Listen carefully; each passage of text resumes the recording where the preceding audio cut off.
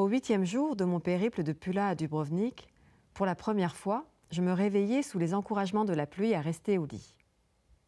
Par à coup, elle fouettait la vitre au-dessus de ma tête et j'entendais « Reste au lit, reste au lit !» Mais la pluie ne sait pas tout et ignorait dans quel drap je me trouvais.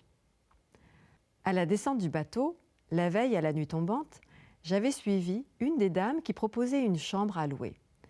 D'une main, elles brandissaient leurs annonces, de l'autre, elles attrapaient le client hésitant par le bras, l'allégeant ainsi du poids de la décision. La plupart de ces dames portaient un tablier-robe bien pratique avec ses 2 poches sur le devant, comme celui que portait la Simone lorsqu'elle zigouillait ses poulets.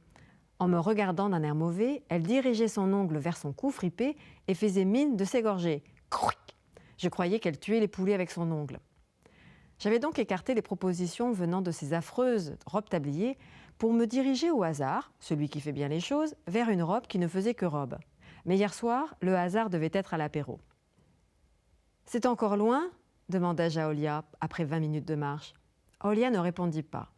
Malgré son âge avancé, la vieille filait devant moi avec une étrange rapidité, sans même s'essouffler.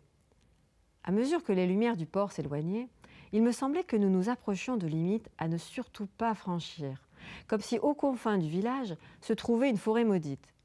Mais nous avancions toujours, et à force d'avancer, nous arrivâmes dans un quartier moins fun que la forêt. Olia ralentit.